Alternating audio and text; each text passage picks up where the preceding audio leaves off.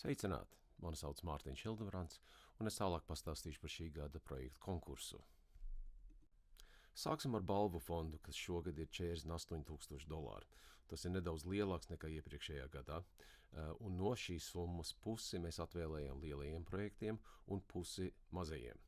Kaut gan balvu fonds palielinājās šogad, pieteikumu skaits tomēr samazinājās.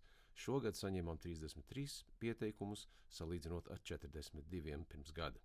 Lielo projektu konkursam tika pieteikti 11 projekti, no kuriem 3 saņems atbalstu, un uz mazo projektu konkursu tika pieteikti 22 projekti, no kuriem 14 saņems finansējumu. Tālāk paskatīsimies, kā pieteiktie projekti sadalījās pa kategorijām. Populārākā kategorija joprojām ir mūzika, un šogad sanāca vairāk projekti, kas iekrita kategorijā citi. Galvenokārt tāpēc, ka mums šogad nebija atsevišķa kategorija filmas, bet vairākas filmas tomēr tika pieteikts, un tātad mēs tās ieskaitījām šajā kategorijā. Es piebildīšu, ka mēs ļoti priecājāmies, ka palielinājās projektu skaits kategorijā folklora, un mēs skatīsimies, vai tā būs arī turpmāk. Ja tagad paskatāmies uz apstiprinātajiem projektiem, sadalījums ir diezgan sabalansēts. Interesanti ir arī tas, ka ir gadi, kad vairums projektu, kas saņem atbalstu, tiek pieteikti tieši no Latvijas, bet šogad iznāca diezgan līdzīgs skaits projektu no Latvijas un ārpus tās.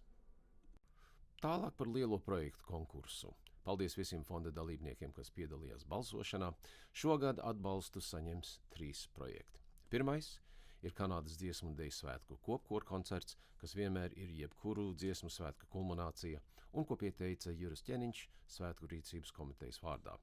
Otrais ir autobiogrāfija krājuma pilnveide, ko pieteica Latvijas folkloras krātuve. Un šī projekta ietvaros tiek dokumentēti un saglabāti autobiogrāfiskie materiāli, kas liecina par Latvijas iedzīvotāju personiski piedzīvoto 20. gadsimtā. Un šie materiāli laika gaitā būs pieejami Latvijas folkloras krātuves digitālajā arhīvā. Un trešais projekts ir Latviešu skautu un gaidu dziesmu albums, ko pieteica mūziķis, skaņinženieris un producents Gatis Gaujinieks. Šajā albumā tiks ierakstīts apmēram 12 populāras skautu un gaidu dziesmas, kas oriģināli tika apkopotas 1964. gadā iznākušajā krājumā skautu un gaidu dziesmas, un kas ir pazīstamas un mīļas tik daudziem, kas kādreiz ir bijuši skauti vai gaidas. Par mazo projektu konkursu runājot, es neiedziļināšos visos projektos, bet pilnīgāku informāciju par visiem šiem projektiem varat atrast Latviešu fonda mājaslapā.